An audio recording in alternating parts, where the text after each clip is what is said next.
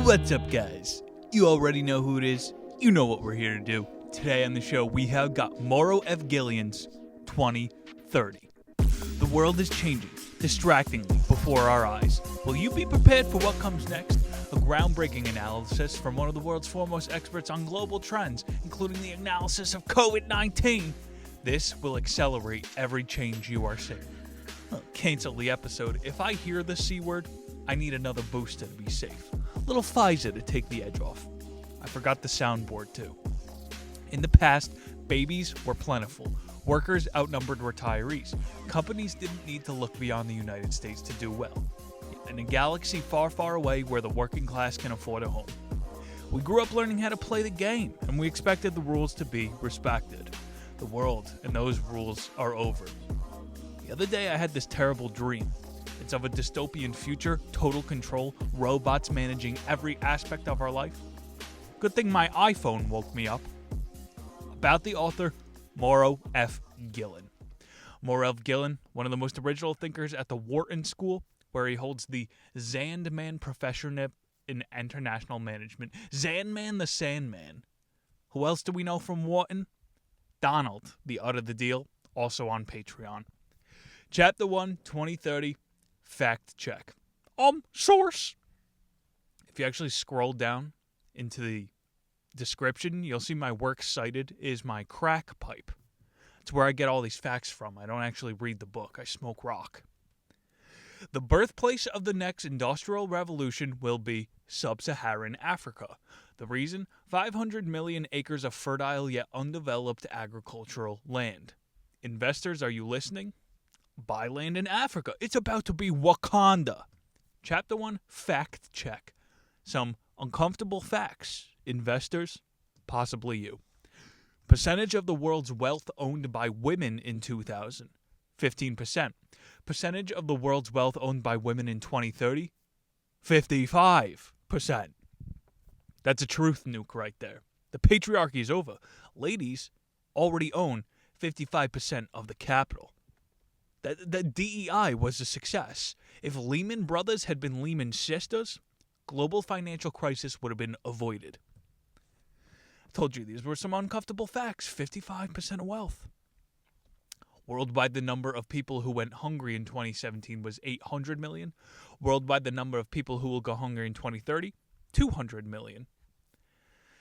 This is one of the best examples of the enlightened society that we have become. Meanwhile, the number of people who will be obese in 2030, 1.1 billion. And still 200 million people are going to starve to death. Percentage of Americans projected to be obese by 2030. 50%! 50% obese by 2030. This is how factually infallible we are with our statistical predictive models. We've somehow engineered a reality where 200 million people could starve to death, while the other 50% are obese. Percentage of the world's population living in cities by 2030. 60%. Do you like sharing an apartment wall with somebody that you've never met? Are you uncomfortable yet? Uncomfortable facts. The year is 2030. From Paris to Berlin, Western Europe is unusually warm, with no end in sight with summer record temperatures. Okay, he wasted a lot of book on this climate alarmism. For any of our anxiety addicts, go back to Al Gore's alarmism inconvenient truth. He said Miami would be underwater by 2020. That was a lie. Not going to waste our time with that argument. Sticking to the facts. Chapter 2, Economics. The year is 2030. As it turns out, tens of thousands of American senior citizens under the care of robots for their basic needs are renting out spare rooms in their homes to make ends meet. Does that sound good to you? Your mom is going to have to turn her house into an Airbnb that she rents out to illegal immigrants. Her Tesla bot slowly poisons her to death. This is how we treat our seniors. The year is 2030. Meanwhile, the line for citizenship and permanent residency is moving quite quickly. You overhear a conversation detailing how Americans can attain a passport and fancy blockchain technology. Doesn't that sound nice? You get to wait 10 years for the blockchain to produce your next passport. Blockchain's such a breakthrough technology. This is eons more efficient than the printing press. takes 10 years to print a passport. Didn't you know that? Did you see this story recently? China, their main Bitcoin server crashed because a bunch of feral cats were using the computers for warmth. Okay, so now you can't use your money because a cat is loafing on top of the blockchain. The future. 2030. China will be number one at everything. That's a phrase one hears frequently nowadays. Another is that the United States and China will battle for global supremacy for the foreseeable future. There's some truth to these statements, but the hardly revealing truth is by 2014, India stunned the world by successfully placing a space probe on Mars. Ding-a-ding-a-ding-a-ding-a-ding-a-ding. Moving on. Consider that by 2030, South Asia and Sub-Saharan Africa will be vying for the title of the world's most populous region. Remember, he said Sub-Saharan Africa is going to be Wakanda. This is why economists predict China will be number one. They're doing business together. Bro, with his Wharton economic models. Sheer population size. So that's why he's saying China's number one. Just because they have the highest population. Okay, but if you multiply 1 billion people times $0, you still get $0. Fewer babies in most parts of the world means that we are steadily marching towards a rapidly aging population. Much of that demographic shift is driven by women who are more and more remaining in school and pursuing careers. So remember, by 2030, women control 55% of the wealth. It's a good thing. This is very progressive. It's just there's a little economic trade-off. Women get to be boss-ass bitches, but the human population disintegrates within one generation. Congratulations, women. You're in the workplace. That's right. It's far more powerful to be a boss-ass bitch than to keep the human species alive. We're doing bossness out here. Before you realize it, there will be more female millionaires than male millionaires. Wealth is also becoming more urban. The population of cities is growing at a rate of 1.5 million per week. Bro, he never listed a study in this book. It was a wiggle-wish academic text. These cities, you ever walk around them? They're freaking ghost towns. Where is everyone? Did the Thanos snap worked? Half the people dissolved. Oh, wait, that's right. They don't exist anymore because women are pretending to have jobs. Meanwhile, different generations of people are displaying divergent longings and aspirations. Millennials are separating the sharing economy. All right, because Zoomers, their net worth consists of a gas station vape. Within a decade, the largest generation will be a population above 60, which today owns 80% of the wealth. Okay? The capital isn't exactly being eschewed to the succeeding generations. Consider the headline that ran in the New York Times in 2019. Running out of children, a South Korean school enrolls illiterate grandmothers. The year is 2030. Your kids' classmates are senior citizens. Welcome to the Twilight Zone. Here's an example of lateral thinking in action. Airbnb competes for business with hotels, but it also seeks out to steal customers away from banks. How? Many senior citizens realize that at some point in their savings, it will not suffice to carry them through retirement, but they do possess a very valuable asset: their home. Exactly. Who needs a bank? Who needs a bank when you can invite immigrants to live in your home? Welcome to 2030. Consuela, she could clean the house, but more importantly, we look at her as a capital investment. Chapter 3, Babies. It's all unfolding in our lifetime, and it's right around the corner. The Stanford professor Paul and Ann Elrich's highly influential book, The Population Bomb, was published in 1968.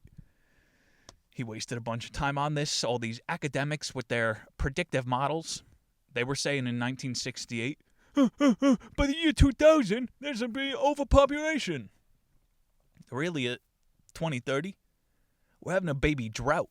This predictive model by Stanford literally could not have been more wrong, and yet their credibility is unscathed. People in countries as diverse as Brazil, Canada, Sweden, China, and Japan are starting to wonder who will take care of the elderly. Focus your attention on 2030. By that year, Southeast Asia will consolidate its position as the number one region in terms of population size. That's Asia in general. Africa being second largest. So this whole subsection is women and babies rule the world. So what's behind the global fertility slowdown? That's a tricky question to answer. No, it's not.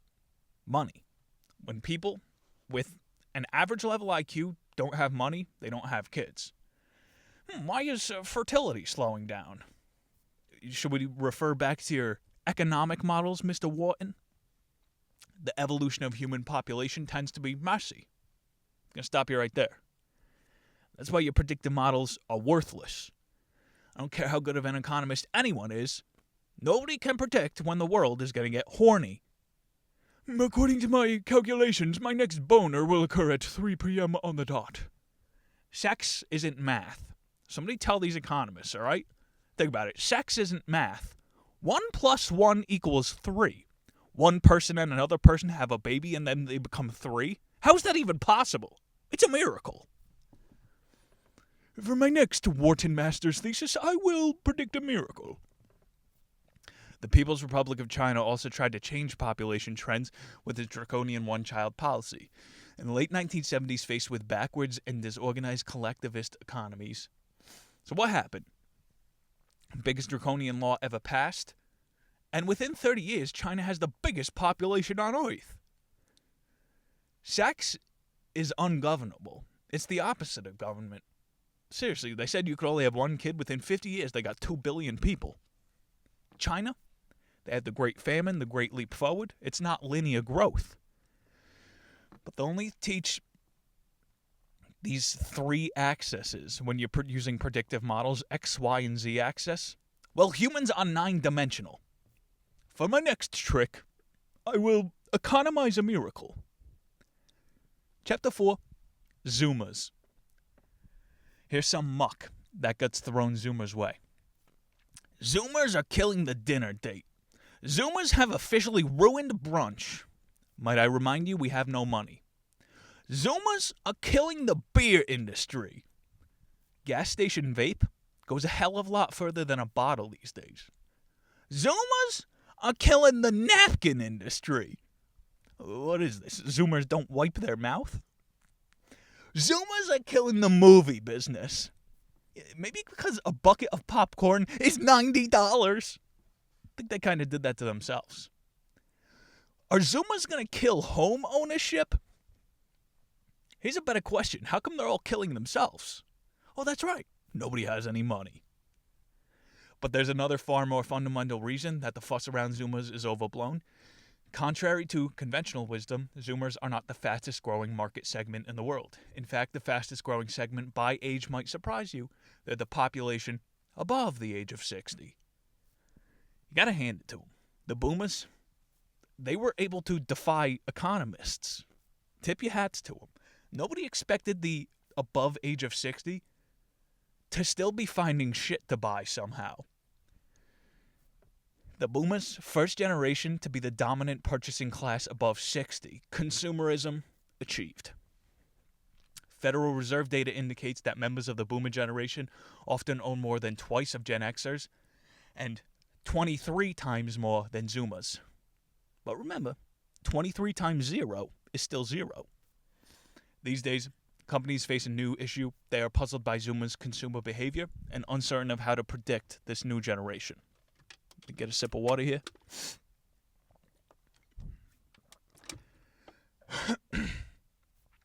So he's saying Zoomers don't know how to be marketed to. Sex is ungovernable. Zoomers are unmarketable. They give you the blank stare, the silent generation. When I see a commercial, it feels like a foreign guy. It's like a guy in a flea market. Over here, you'll buy now, you'll buy now. When a boomer sees a commercial, they're in heaven. A Golden Corral commercial at full blast.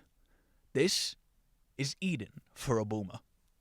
When I see, as a Zoomer, I see a commercial, it's like Indiana Jones, the Ark of the Covenant, when they look away, don't look at the commercial, it'll steal your soul. And what the hell is Gen Alpha going to do? They're only going to be able to communicate through memes. I don't have my soundboard today. Gen Alpha? Yeah, I can speak English. Another opportunity lies in health and fitness sectors. Gyms and yoga studios have mushroomed in locations where young people work. Zoomers, we ruined beer. You ruined napkins. But at least Zoomers are supporting fitness. Chapter 5. The Sings and the Wangs. India and China. In 2009, the Indian economy was booming. 10 million would be lifted out of poverty that year, and an incipient middle class was emerging for everyone to see. Tata Motors, founded in 1945, was a leading car company in the country and was eager to remain on top. To do so, Ratan Tata was the great-grandson of the Tata Group's founder, Ratatata. He unveiled the newest model, the Tata Nano, priced at the equivalent of $2,000. Ratan Tata. This is a real Indian guy. Ratan Tata, come home for your roti. They invented this cheap tuk-tuk, and then people were lifted out of poverty, and the population booms. There wound up being a whole recall. The car was real crap, but it doesn't matter. Okay, fake money, real results. By fudging the number, India was able to reach healthier population numbers. Weber Stephen was originally found in 1893 as Weber Brothers Metal Works. In the early 1950s, George Stephen Sr., a part owner of the sheet metal shop in Chicago, was looking for a way to improve the brazier he had found using outdoor cooking. He imagined building a more practical barbecue component of two metal hemispheres. You know, the classic charcoal grill, invented by Weber Bros. Story goes, people wanted to start taking their grills on the go, so Weber Bros, they wanted to manufacture tiny wheels on the cheap, start doing business with India, and this town in India starts getting lifted out of poverty. Zhu Yuan, born in Mongolia, moved to a village on Beijing's 6th Ring Road. She was a waitress at first. She became a real estate agent. Things improve financially. Her mother moves in with her, and together they enjoy the comfort that comes with a new job. A Chinese mega apartment. Thousands of miles away in some countries and cities across Africa, another middle-aged class is slowly taking place.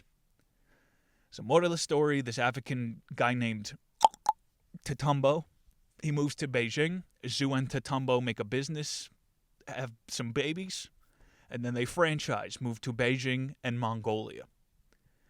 So some real love stories, some Indian, Chinese, African-American dreams this chapter. Good things can come out of this.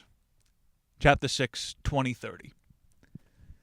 Guillen, he's ending giving us some tips, tricks to survive the decade.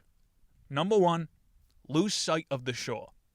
Give up on your goals, you're going to own nothing, and you're going to love it. Number 2, diversity with a purpose. Your home, if you can afford one, will also be an Airbnb for illegal immigrants. And remember, Consuela is not a human. She's a principal appreciation asset. Number 3, to be successful, start small. How small? Like, my net worth is a vape from 7-Eleven? Is that a small enough start? Number 4, approach uncertainty with optimism. Took him a Wharton degree to come up with that one. And his final tip, don't be scared of scarcity. Embrace your cardboard box on 6th Street in Austin, Texas. It is not yet late to prepare for 2030. Stroke. The first indispensable step is to realize that the world as we know it will irreversibly, evanescently change at some point during our lifetime. Get used to having nothing. It'll most likely happen within 10 years. Oh, and did he forget to mention it? You're going to live inside of a computer.